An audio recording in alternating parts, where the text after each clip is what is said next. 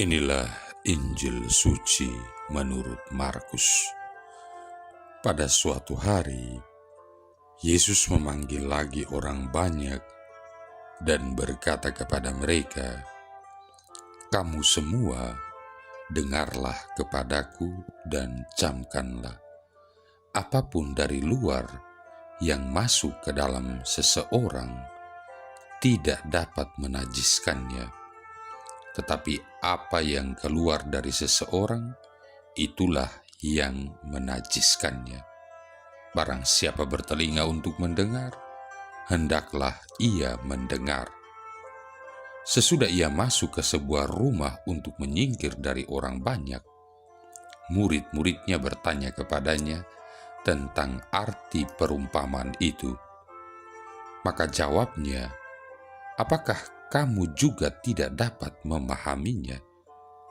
Tidak tahukah kamu bahwa segala sesuatu dari luar yang masuk ke dalam seseorang tidak dapat menajiskannya, karena bukan masuk ke dalam hati, tetapi ke dalam perutnya, lalu dibuang di jamban.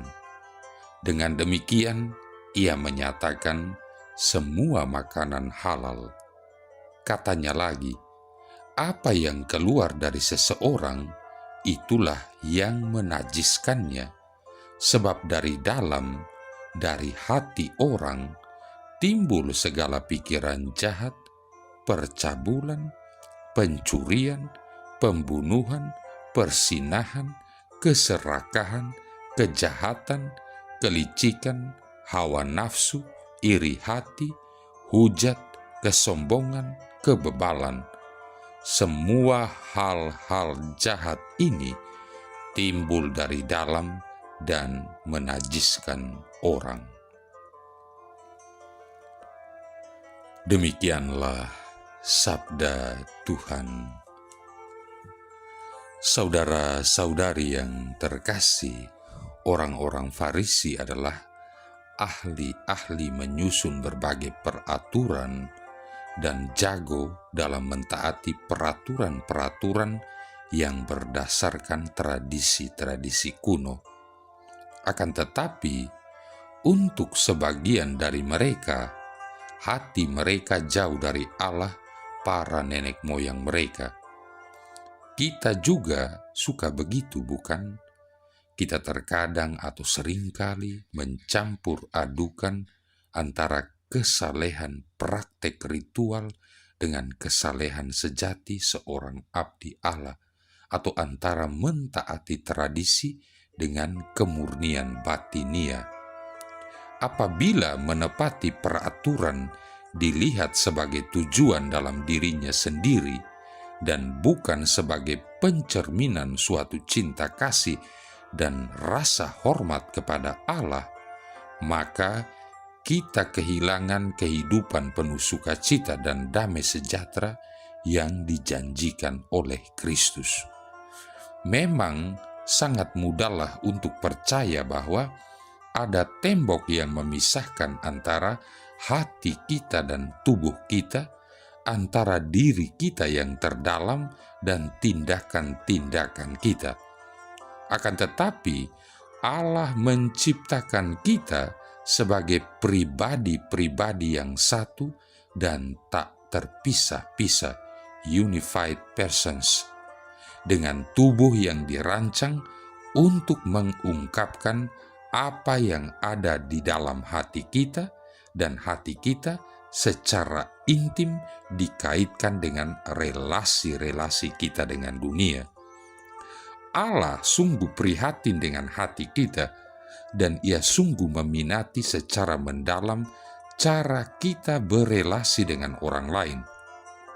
Apabila kita menemukan hal-hal yang jahat dalam relasi-relasi kita, seperti yang disebutkan oleh Yesus, pikiran jahat, percabulan, pencurian, pembunuhan, persinahan, keserakahan, kelicikan, perbuatan tidak senonoh, iri hati, hujat, kesombongan, kebebalan, maka kita perlu memahami bahwa itu semua adalah pencerminan dari sebuah hati yang memerlukan pemurnian oleh Tuhan.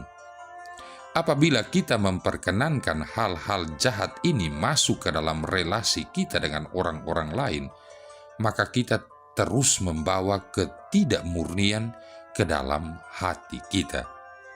Yesus mengatakan bahwa perintah yang paling utama adalah mengasihi Allah dengan segenap hati kita, dan dengan segenap jiwa kita, dan dengan segenap akal budi kita, dan dengan segenap kekuatan kita, dan mengasihi sesama kita seperti diri kita sendiri.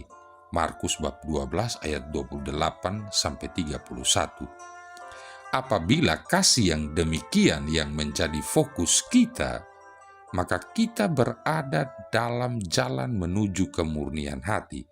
Kita memperoleh kehidupan dan asupan yang diperlukan dari kepatuhan kita, dan kita pun dimampukan untuk berelasi dengan orang lain dalam ketulusan hati dan cinta kasih. Saudara-saudari yang terkasih, agama tidak terdiri hanya dari regulasi-regulasi eksternal dan bagaimana umat mematuhi segala regulasi yang ada. Kalau demikian halnya, maka penghayatan ajaran agama menuju kekudusan menjadi sangat mudah.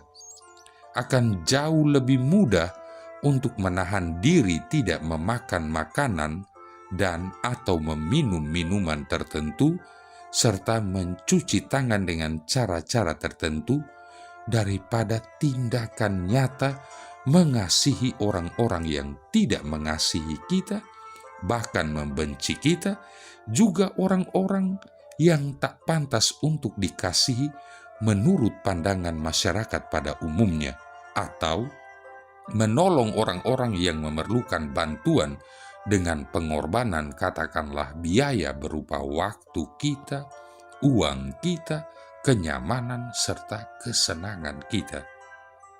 Saudara-saudari yang terkasih, memang terasa mengagetkan bila kita menyadari bahwa diri kita sendiri pun belum memahami sepenuhnya tujuan hidup kita sebagai orang yang beragama, atau lebih tepatnya beriman Kristiani. Kita pergi ke gereja untuk mengikuti misa kudus secara teratur, mengikuti acara paroki atau wilayah atau lingkungan secara teratur pula.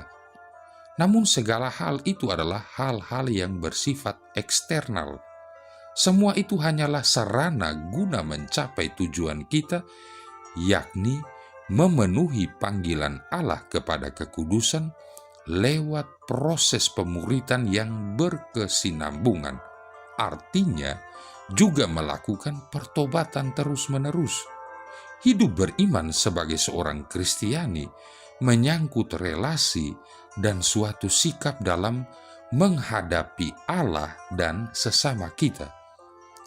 Apabila kehidupan beragama hanya terdiri dari praktek-praktek guna memenuhi peraturan-peraturan eksternal, maka kenyataan tersebut akan sangat menyesatkan, misleading.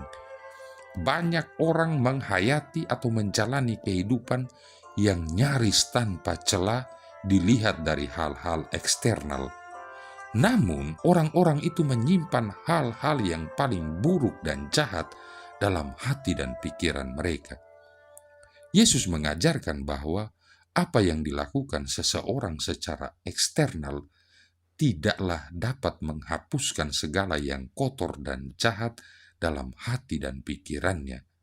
Yesus mengajarkan, berbahagialah orang yang suci hatinya, karena mereka akan melihat Allah. Matius bab 5 ayat 8.